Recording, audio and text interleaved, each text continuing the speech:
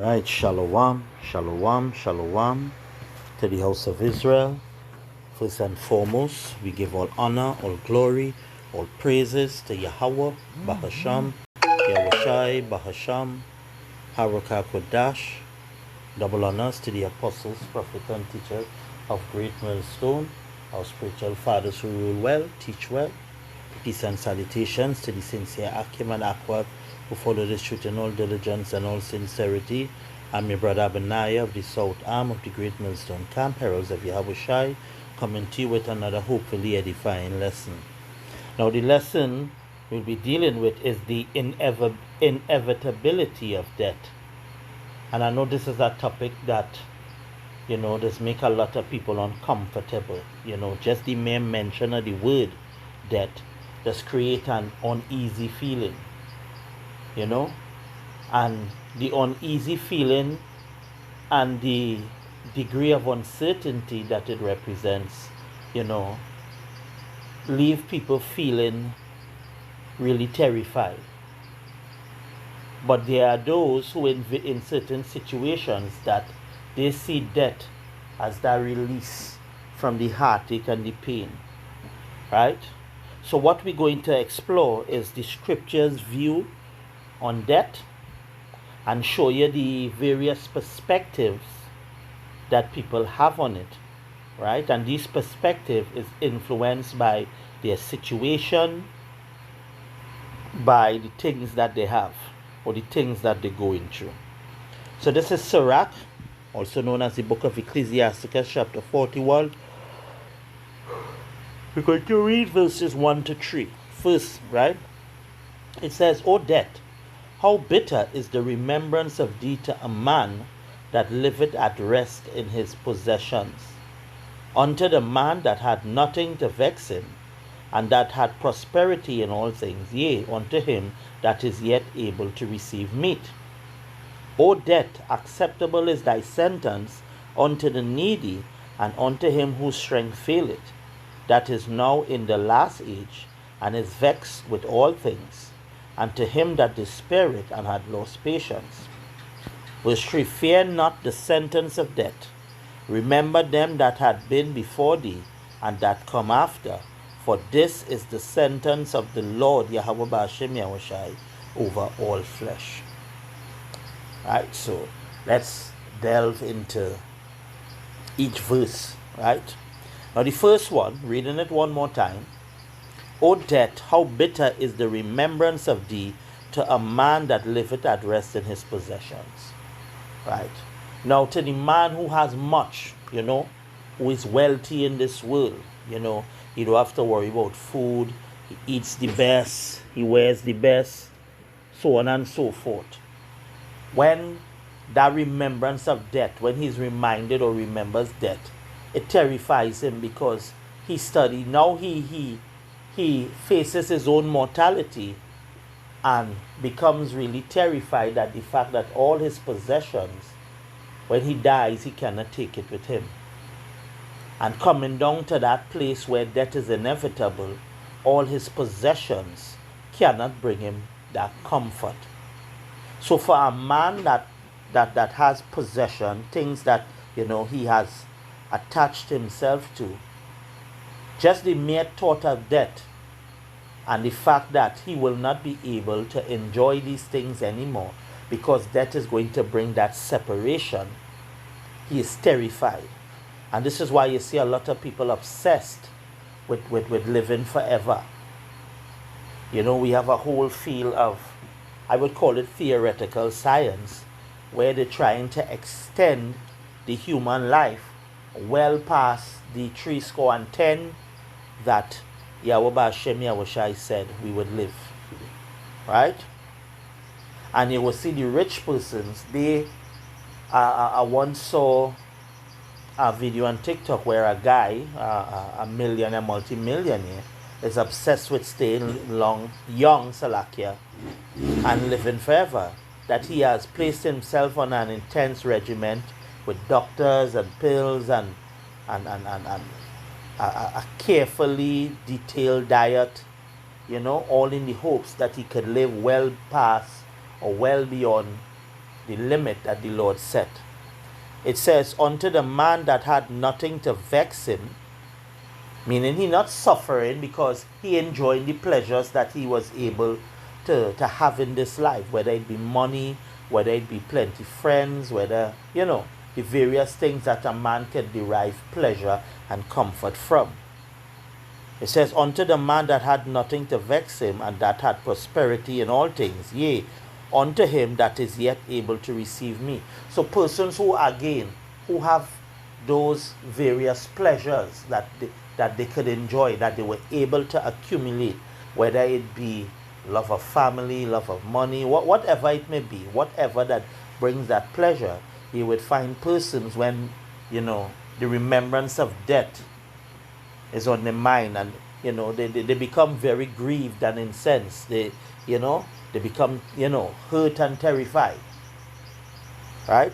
So let's get a couple precepts, because as I just jot down a little note here, verse 1 in Sirach 41 and verse 1 refers to those who have benefits and want to hold on to them in this life. They don't want to leave them.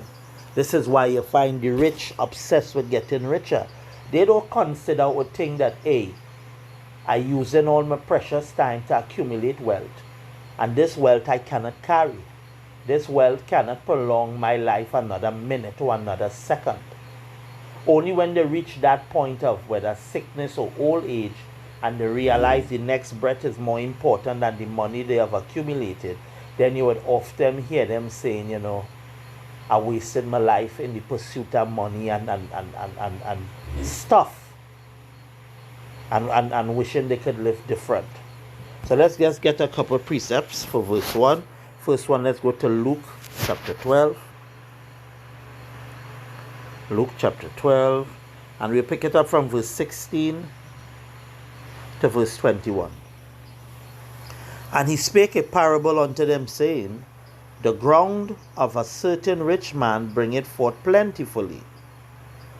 And he thought within himself, saying, what shall I do? Because I have no room where to bestow my fruits. He said, this will I do. I will pull down my barns and build greater, and there will I bestow all my fruits and all my goods. And I will say to my soul, soul, thou hast much goods laid up for many years. Take thine ease, eat, drink, and be merry. And this is what you find the rich doing there, especially when they accumulate a certain degree of wealth. You find they tend to be like, boy, all right, let me try and enjoy some of this wealth, He said, verse 19, I will say to my soul, so he's going to say to himself, soul, thou hast much good laid up for many years. Take thine ease, eat, drink, and be merry. But power saith unto him, thou fool, this night thy soul shall be required of thee. Then whose shall those things be which thou hast provided? So while you seeking and living your life to accumulate stuff to enjoy in what you would consider your golden years, death could come and claim you, where you never get to enjoy anything. So you spend your life working hard to accumulate it, and you depart this earth never being able to enjoy it. And that is the endeavor of a fool here. A man who has done such things has wasted his life. He was occupied in the pursuit of worldly happiness and the accumulation of earthly wealth and treasures, never cognizant, never seeking to store his treasure in heaven, never studying or even wanting to know that the true treasure is wisdom and the knowledge of Yahweh B'Hashem Yahushai. Scripture tells us, to lay our treasures up in heaven where neither rot nor moth or rust could get at it. Scripture tells us also, love not the world, neither the things that are in the world. For if any man love the world, the love of the Father is not in him. So in your pursuit for getting these earthly stuff and pleasures, you have neglected the more important, which is a relationship with Yahweh B'Hashem Yahushai, the keeping of his laws, statutes, and commandments, and the supping with wisdom. Verse 21. So is he that layeth up treasures for himself and is not rich towards the Most High. So all those things you work to accumulate, that can come in an instant and a time when you least expect it, and take you away from all those things you labored ever so hard to get. Let's get another precept, because I want to run through it where you could get it effectively. Psalm 73. Psalm 73. If I read from verses 3 to 9. It says, For I was envious at the foolish when I saw the prosperity of the wicked. And this is the exact sentiment expressed in what we read in Luke chapter 12, 16 to 21. When the father said to the man who had gathered much, and he said he's going to live his life in ease and be merry. And the scripture called him, thou fool. This is the exact same sentiment David is expressing. For I was envious at the foolish when I saw the prosperity of the wicked. For there are no bands in their debt, but their strength is firm. They are not in trouble as other men, neither are they plagued like other men. There are persons who suffer from poverty, unable to eat a proper balanced diet. And as a result, they would have to eat food that is known to cut your lifespan. That is not healthy for your body. They're not able to access the best medical care because why? They're not rich. And as a result, death, truly is inevitable in situations like that, in terms of it being hastened, Salakia, even more quickly. Verse 6, it says, Therefore pride compasseth them as a chain, violence covereth them as a garment. Their eyes stand out with fatness. They have more than heart could wish. And when they have that, this is why they don't think about death. All they think about is enjoying what they were able to accumulate. They are corrupt and speak wickedly concerning oppression. They speak loftily. They set their mouth against the heavens, and their tongue walketh through the earth. So when they in the prime and they have the riches, these are the ones always most boastful against the truth, boastful against Yahweh B'Hashem Yahweh Shai, never considering that there is this I don't want to say enemy, but maybe it might be the right word, enemy, that they have to face. Death becomes the enemy to those who have set their heart on the treasures of this earth. Death becomes the enemy. Death becomes that enemy you're trying so hard to set up defenses for, to ward off. But death is an enemy you can't fight. Right? Let's get Ecclesiastes chapter 5 and verse 13.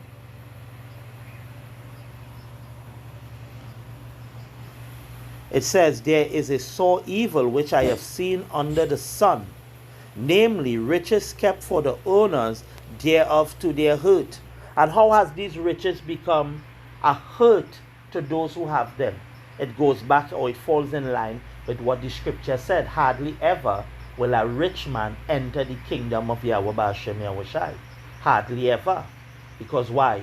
His heart and his mind is thoroughly focused upon those earthly riches. Just like the rich man. Good master, what must I do to be saved? Yahweh Shai tell him, keep the laws. He said, all these I've kept from my youth. Yahweh Shai said, true, but there is one where you still lackest.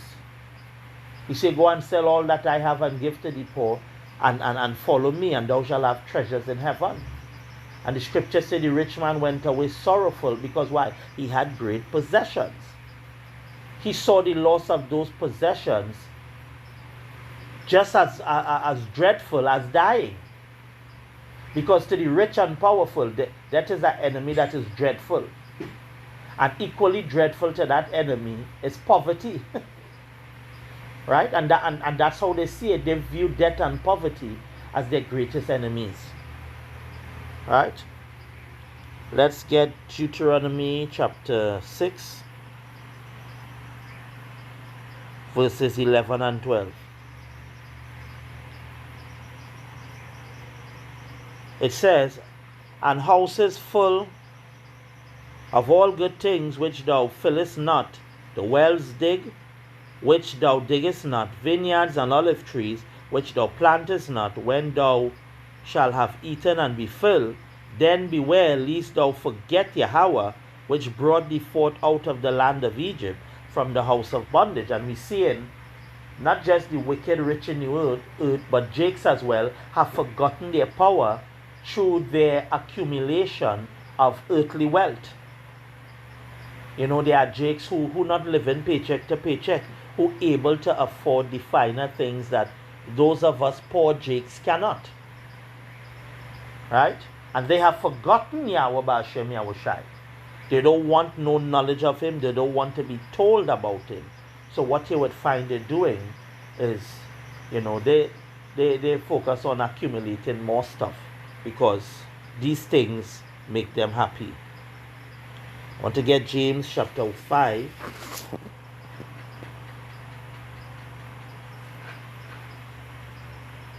James chapter 5, verses 1 to 3. It says, go to now, ye rich men, howl for your miseries that shall come upon you. And one of the miseries that shall come upon you that is inevitable is death. Your riches are corrupted, and your garments are moth-eaten. Your gold and silver is cankered, and the rust of them shall be a witness against you, and shall eat your flesh as it were fire. Ye have heaped treasure together for the last day. Right? So a lot of these rich persons going to feel that pain and that inevitable fear when death comes a knocking. Right? Because they have done nothing to form a relationship with Yahweh B'Hashem Yahushai. You know, to take hold of the things that are truly beneficial. Right? But they focus on gathering the, you know, things of this earth. So what I want to do, folks, I want to end this part of the lesson for the sake of making the lessons within a certain time frame that Jake will be able to sit down and take it in. So I will call this part 1 and stay tuned for part 2. Shalom Barakatah.